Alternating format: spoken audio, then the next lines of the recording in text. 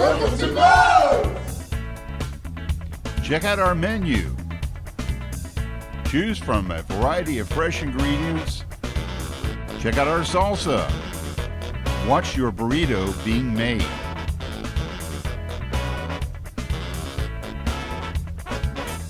Enjoy. Moe's knows catering, burritos, tacos, and more.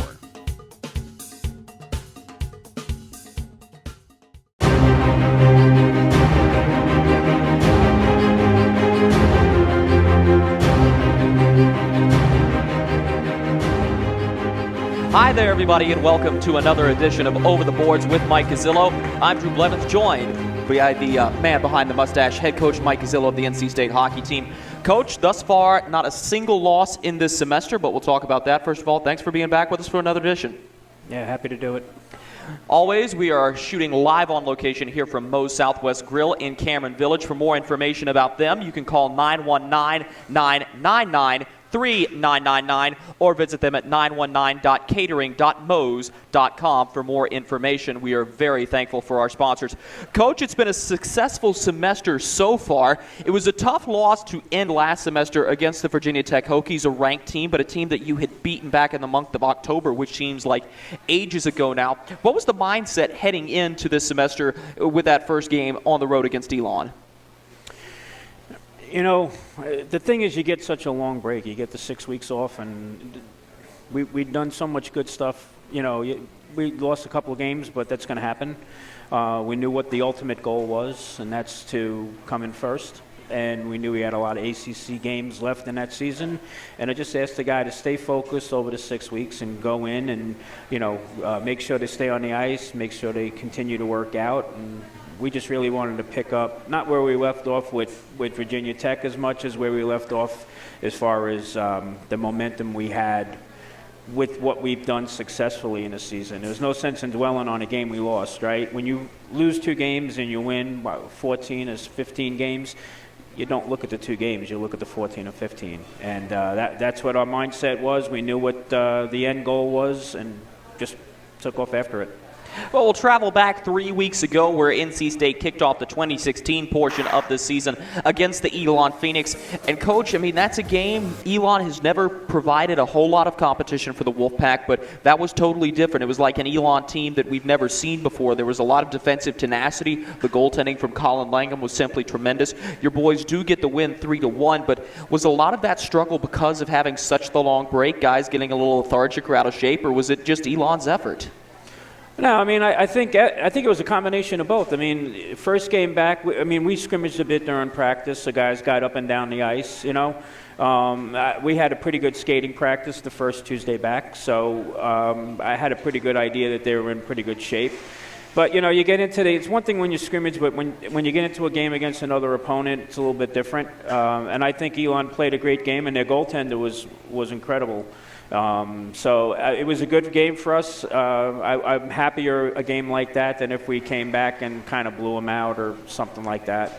But yeah, I think it was a combination of just first game back, and we got Danny Blue back, so he was, you know, in the lineup. We had lost Alex Sword, we had lost Joe Panzel, so there were some adjustments that we made in the in our roster. But I think it was a combination of that and Elon playing well. It was Ryan Kinney who had the game-winning goal, and Kinney's not necessarily known for being a goal scorer, but has a propensity to score them when they're needed. He had the game tire and the game winner against Clemson and the game winner against Elon. He's not somebody that we've talked about extensively, but what does he mean to the team, and especially having that big goal to start the year off on the right foot? Yeah, Ryan's a great kid, and you know he's. I had heard from people that knew him in Charlotte that he was a good character guy and a good hockey player. We saw him in tryouts. He's got good hands. He's got good hockey sense. You know, I'm not surprised. I think as a freshman, you're going to see by the time he gets up to his junior, senior year, he's going to be a big part of our offense. He's just a very smart, good, hard-working kid. And after that win, you turned right around and come home for Breast Cancer Awareness Night against the UNCW Seahawks, which is always a monumental game because they have been such good competition over the years. It was the Seahawks who handed NC State their first loss of the season by a final count of 3-2 from the Wilmington Ice House, and you turn around and you host them here. You get the win, 5-1, in a good all-around effort. but how much did it affect the game that you're playing in front of your home crowd, in front of a fairly large group of people?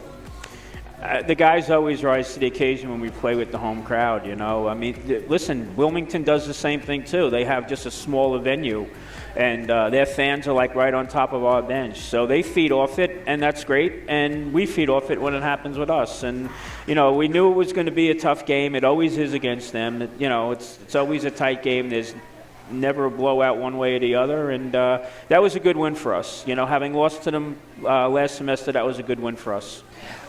W has always been just a very physical hockey team, and being able to beat them, I mean, they still out-hit you technically in the hockey game, and you've got guys like Cormier and France flying around out there. How were you able to adapt your game to be able to prepare for that?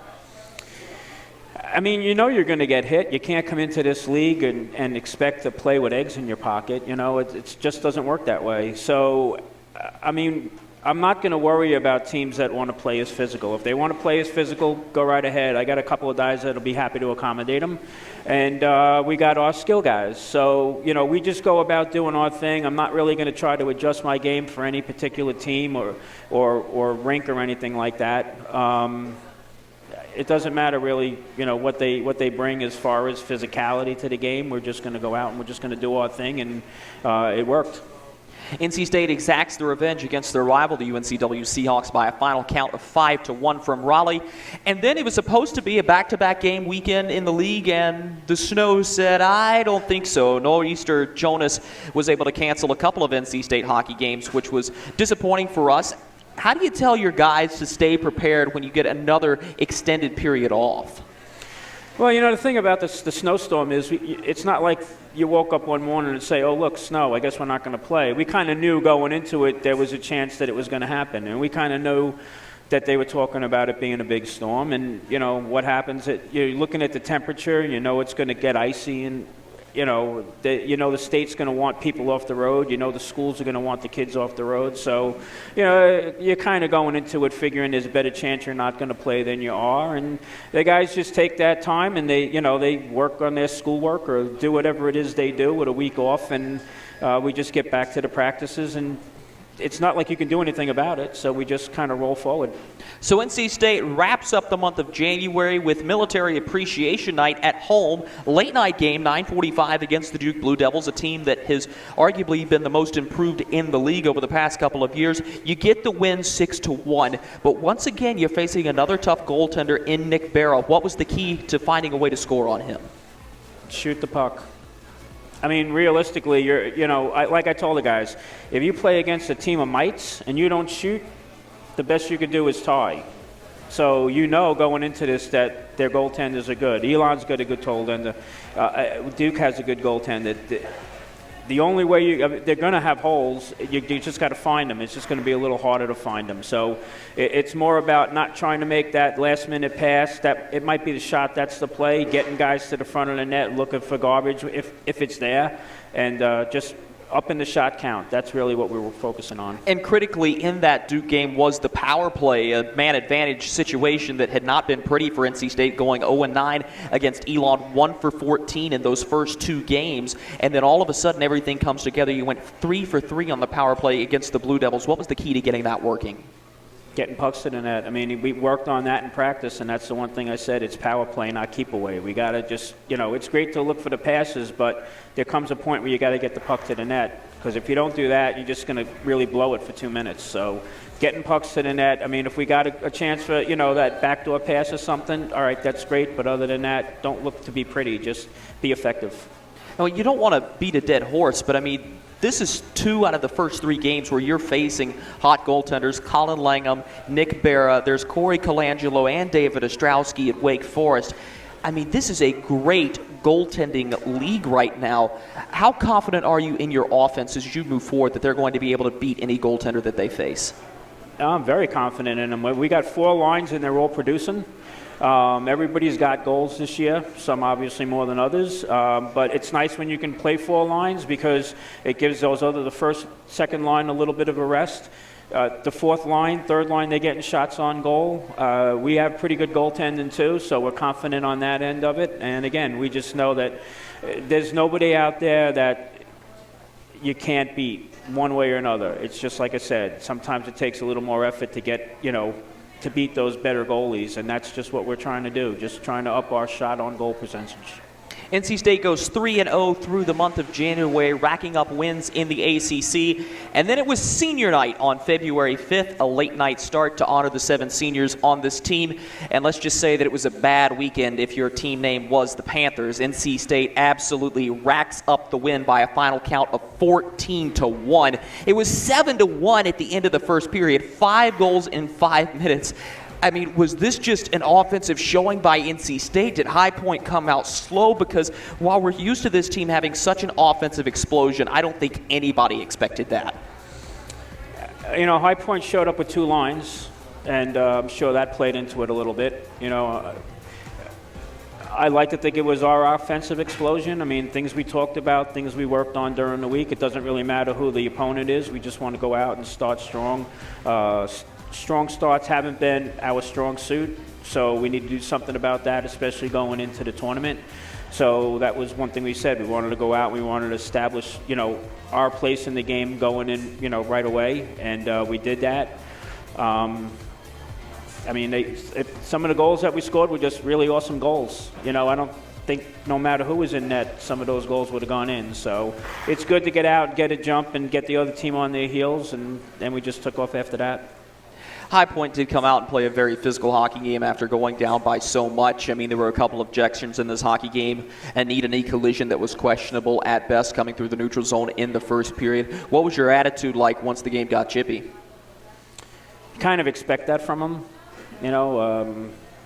Just based on the games that we've had with them in the past, that's what's going to happen. We played them at their place early in the year, and they actually got up on us 3-0, and the game was going along fine until we tied it up and started going ahead. Then they kind of forget how to play, and I think they try to do the intimidation thing, which really none of us are going to be intimidated by them. So it really doesn't work to their advantage, but everybody has their tactics, and you're welcome to try and do whatever they want to do to win. But like I said, I'm not going to alter my game for anybody. There's things we worked on, and there's things we wanted to work on, and if that produced goals, then good for us. And you certainly don't want to mar the glory of senior night, as I believe it was almost every senior, with the exception of Mitchell Gallagher, that at least had 1 point on the score sheet. That's tremendous. I mean, this is a good, solid class of 7 seniors. Another large chunk of the team is going to be gone next year. Danny Fredenberg is able to come back for the first semester.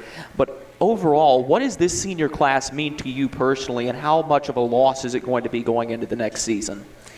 I mean, every year it's a huge loss when, doesn't matter if there's 1 guy or 5 guys or 7 guys. It's last year I think we lost 9. This year it's going to be 7. I mean, that's, a third of your team.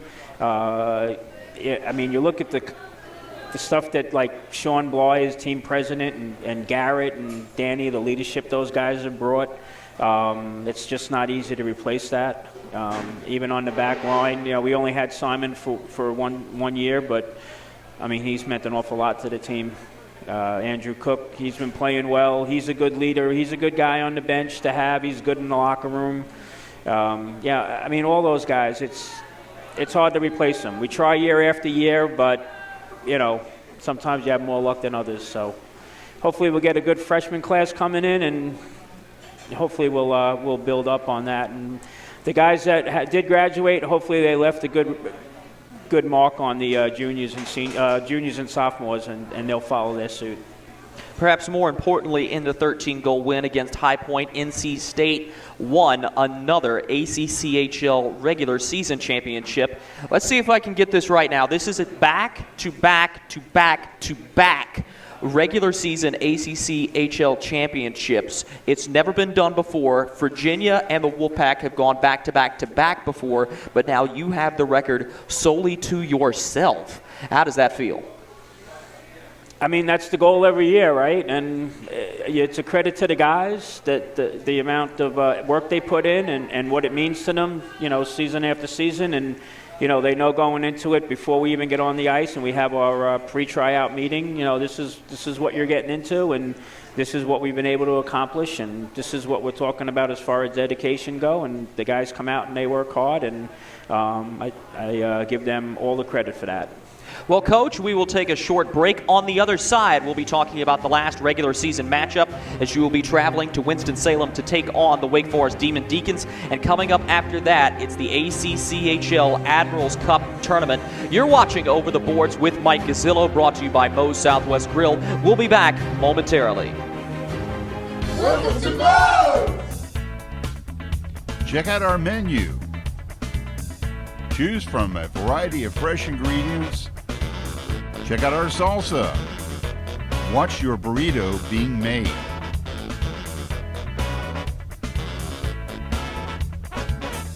Enjoy. Moe's knows catering, burritos, tacos, and more. Welcome back to Over the Boards with Mike Gazzillo, Drew Blevins, alongside the man behind the mustache, head coach Mike Gazzillo. Coach, we talked about the games that have been in the past, and really not a whole lot to talk about because it has been so successful with 4 wins so far this semester. But there is one more regular season game left, and that will be at the Lawrence Joel Veterans Memorial Coliseum Annex in Winston-Salem, North Carolina. That'll be an afternoon matinee matchup against the Wake Forest Demon Deacons, a team that will not make the ACCHL tournament but has come on a hot streak as of late. Are you worried about that game, and how are you preparing for another good goaltender and a team that continually improves every year? To be honest with you, I mean, I'm concerned about every game before we go into it. It doesn't really matter who the opponent is. I know Wake Forest is doing well now. They've got a few guys that they didn't have first semester for study abroad, and that's really kind of changed the way they go. I think they beat UNC and they tied UNC, and I mean, they've been playing really good hockey, and I think a lot of the reason why they're not making the postseason was just because of first semester struggles, which, you know, I really think they'd be a different team if they had those guys. I know Dave's doing a great job with them, you know, trying to get that program turned around, and I'm not expecting an easy game by any means, and I don't think the guys, just because they're not in it and we are, that should not change the way we approach this game. I mean, this is your final regular season game. This is a league game, which will wrap up the 10 in the ACCHL. But with a win, it does not help you. You cannot move any further up than first place. They cannot move any further down to knock themselves out of the tournament. So is there any type of conservative strategy that you're going to be implementing, or are you going to be going right after that and treating this as really the first game of the ACCHL tournament?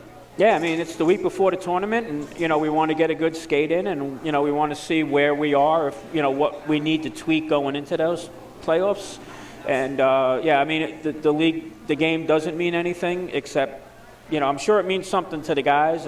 I'm sure it means something to the Wake Forest guys. It just, as far as the standings go, you're right, it doesn't mean anything. But, you know, it'd be nice to go undefeated in the ACC. So that's, you know, definitely a goal that we have. And if we think we need to make any adjustments, like I said, before we have a couple of practices before the tournament, that'll be kind of some stuff that I'm looking at. Curiously enough, NC State's season has been marked by tremendous offense, and perhaps there's no greater example of that than the 14-1 drubbing of High Point. It's the third time all year NC State has gone into double digits with scoring. Coach, what has been the key to that? Because now you truly do have a top 6 forward line where there's been sort of a floater forward being in there, just moving it up onto the Sunda and Fredenberg line. Now you have Danny Blue firmly implemented on that line, and as always, you have Bieberdorf, Banishevitz, and Jimenez doing their thing on the top line. You have a true top 6 forward core. The defensemen are starting to score now. What has been the key to such amazing offense? I just, like I said, it's getting pucks to the net. That's been a big part of it. The third line with Addison and Ryan Kinney. Now we got Andrew Kristoff on there. I mean, he gives that line some jump. And they're on the scoreboard. You know, they're scoring. Like I said, it's really 4 lines are able to score. So it's not like there's a lot of pressure on those first 2 lines. They can kind of relax a little bit and play and enjoy it. And I think that mentally and physically helps them, knowing that, you know, we've got those other lines that are contributing so much. There's also scoring coming from the back end as well. Looking at the statistics right here, Andrew Cook has a couple of tallies. Simon Lecter has that ridiculous slap shot. Sean Bly has a couple goals to his name. Chris Wing has one earlier. I mean, there are guys on the blue line that are scoring as well. What's been the key there? Getting pucks to the net. I mean, we encourage their offensive opportunities in practice, and we've done so all year. The guys are confident getting the puck back to the point, and they'll get to the front of the net. They know that the guys are are going to get the puck to the net. We've done a great job of stopping shooting into the opponent who's coming up to play the defenseman. That kind of plagued us a little bit last year. That was something that we needed to do away with, and we've done away with that. Guys are a little more careful and, in taking their shots, picking their opportunities, and, we're getting pucks to the net, and that's what happens. Like I said, you get enough pucks to the net, eventually they're going to go in. And when you have a team that is playing so well offensively, you almost wonder, is there some sort of gap on the defensive end of the puck? And quite honestly, that's just not the case. So far, NC State is averaging 1 goal against per game this semester, which is the best in the ACCHL. I mean, it just seems like this is an all-around juggernaut team. Why have you been so good on defense as well? Because we encourage the forwards to get back and help. And if the defense are going to go up and play offense, our defensemen are covering. We're never at a loss. There's no gap in defense. And the defensemen they're recognizing the situation that they're faced with on a rush, and the conversation is good. They're talking to their other defensive partner. They're talking to the forwards coming back, and it's 5 guys on offense, 5 guys on defense. And when you got 5 guys working defensively, good things are going to happen for you. You lost Joe Pansel coming into the semester, meaning you had to fill some sort of hole on arguably the top defensive line when he's out there. And you've got guys like Mike Kren and Ryan Zipitelli who didn't necessarily see a lot of playing time in the first semester because of Pansel, but now you even have depth and a couple of healthy stretches to go to. How much confidence does that give you that you are so deep on the blue line? I think, again, it gives us all confidence. Matt Valillo is another guy who didn't get a lot of ice time, but he could step in. He had a really nice goal against High Point at the beginning of the game. The defensive core works very hard in practice. We do a lot of things. We don't just worry about our goal production. We do a lot of things for the defensemen as well. And they put a lot into it, and I give them a lot of credit for it. And, of course, now we do have to drift a little bit further back from the blue line and into the goal crease where freshman phenom Joey Hall has been doing an outstanding job in the nets. He did not play against High Point. That was Brian Nelson's assignment. He did very well there, allowing 1 goal on 8 shots. But you look at it, Calvin Stone has been declared by yourself as a guy who's probably not going to play the rest of the season. Is Joey Hall the guy you're riding all the way out here? I mean, right now, obviously, Joey's playing well. Brian played well. It's kind of hard for Brian the other night. It's kind of hard to stay mentally in those games where there's not a lot of shots and then all of a sudden there's like a bunch. And you got to be sharp for it, and I thought he did a great job. He played a couple games against Elon. We won those games. He did a great job, so I have confidence in Brian. I have confidence in Joey, the way he's been playing. Calvin's back on the ice, not practicing steady yet, but he got a good workout in last Tuesday, and he looked really sharp. It was really good to see him, but you get an injury like that and you get so close to just being done with it that I don't want to put him in a position where we get any kind of a setback. So right now we're riding Joey and Brian, and I'm sure Calvin will be back strong next year. I mean, the goaltending was the big major question mark going into the season because you lose Nick Camaras and you lose Eric Murbach as well in the same year, who had been really starter 1A and 1B. And then you look at the roster you get, you've got a goaltender who's under 6 foot, and you've got a really big guy who doesn't necessarily have the biggest motion, and they have just been outstanding. How proud are you of the guys who have filled the goal crease for you this year? Yeah, I mean, they're doing an exceptional job. They've got great attitudes, whether they're playing or not. They've got great attitudes. They come to practice. They work hard. They don't complain about anything. If you're playing or I tell the other guy, okay, no problem, coach. I mean, that's just the way it's been. Attitude is a lot. And they're great character guys, and like I said, they work hard, and the guys are supportive of them, and when they make great big saves in practice, they'll let them know it, and it's a good camaraderie right now. So you will have one more regular season game. You obviously don't want to overlook that. As you said, it'd be nice to finish undefeated in the regular season in conference. But what is going to be the key to keeping up this tremendous play as you head into the Admirals Cup tournament? I don't want the guys to get too ahead of themselves. The regular season ends, and it's over with. And then you've got a one-weekend season. And you've got to approach it as everything you've done in the past is great, but we need to look forward to what we can do. As far as our preparation and what we're going to do, we're just going to keep rolling the way we've been rolling. Nothing's going to change. So it's going to come down to a kind of a mental state. I mean, I think Jeff and I are going to spend a lot of time just looking at what are our strengths and what are our weaknesses and where do we have to, work on in practice. We've got a couple of ideas already that we've talked about, but mostly it's going to be keeping the guys focused and keeping the guys' attention. And if you know what the end result is, if you want to get there, at that point, it's one game at a time. And you will head into the ACCHL tournament from Charlottesville, Virginia, Main Street Arena, hosted by the Virginia Cavaliers, who are the number 2 seed in the ACCHL. Right now, if everything holds true, your opening matchup will be against the University of North Carolina at Charlotte. And you've had kind of an interesting history with the 49ers. I mean, you've played them out of conference before they joined the ACCHL. You played them twice as a member of the Carolina Division, your division this year. You beat them 12-2 at home, and it was almost like you could write them off potentially as, that's just another team in the books. But then you go down there and play them and only beat them 8-7. So you were talking to me before the show that this could be a good little brain test, a good gut check for your team. If this is the matchup that you have to play, what is going to be your message to your guys? Again, it's just going to be a mental thing. The first game we played them, it was kind of a one-sided affair. And I told them right after it that was an anomaly. That's not normal. All right, they're a much better team than whatever went on that particular weekend. We've played them in the past, and we usually play them tight games. I mean, as far back as I can remember when I first got here, they've always been a good team. And sometimes teams, they may have lost a few guys, and sometimes it takes a little while to get their feet under them. Then we go in there, and again, 8 goals is a pretty good production. I'm not too thrilled about 7 giving up. I'm not necessarily blaming the goalies for that. I think we could have done a little bit better defensively as a group. But again, it's just going to be going in and not worrying about who we're playing, just doing our thing. If you do your thing and you're successful and you play each shift better than the last, then you should be okay regardless of who your opponent is.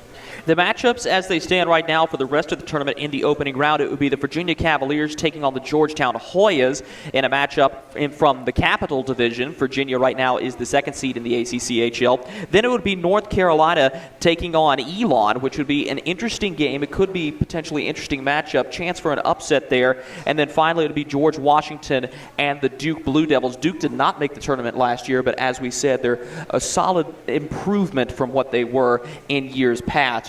So when you look out and feel out the competition, I know you said it does not matter who you play, but what do you make of the field in front of you? You have to have a pretty good year to get into the tournament, right? So the guys, they all worked hard and they got in. As far as Duke goes, they didn't have success last year, but now they're back. When I first got into this league, actually, when I was at UNC, Duke was the team that played for the gold medal game.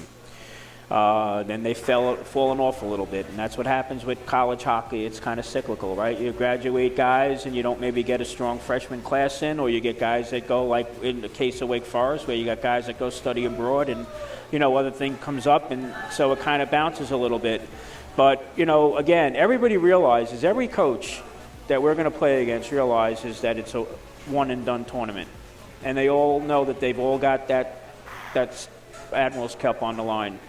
And, if you're not the first-place team and you're the 8th-place team, throw everything at them, right? That's what I would expect. Throw everything at them. You got nothing to lose. If you're the underdog, throw everything at them. You got nothing to lose. So I just expect everybody coming in, and I expect a very good, very physical, and very close games in this tournament. Coach, as they stand right now, is this a team that could win the Admirals Cup for the first time since 2011?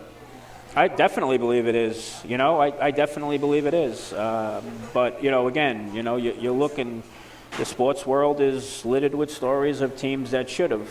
And so as far as talent-wise, we've got that. We're playing good teams. As far as the mental part of it, that's something that we're hoping the guys are where they need to be. that'll be a big part of our success. Of course, if NC State does take home the Admirals Cup, the season will not end there with the new automatic bid into regionals, which would be quite exciting and another step into the great beyond for this hockey team. Also of note, if NC State is able to win the Admirals Cup, it would be 24 wins, matching the university high from back in the 99-2000 season when that team went 24-4-1. NC State would finish 24-2-0 if they are able to win out, including the Admirals Cup. That's going to just about do it for us here at Moe's Southwest Grill. It is important for us to recognize the seniors once again. There is a birthday to recognize as well from one of our most important viewers, somebody who has been here for every live taping, and that was on January 10th. Miss Kim Watson turned 21, so a very happy birthday to her. Coach, we also lose Chris Lehman, one of our play-by-play voices, and of course he will be very sorely missed, but he will be on air for the final time against Wake Forest on the radio. Signing off for head coach Mike Gazzillo, thanking our sponsors once again at Moe's Southwest Grill. I'm Drew Blevins. Thanks for watching Over the Boards with Mike Gazzillo. We will see you in the month of March.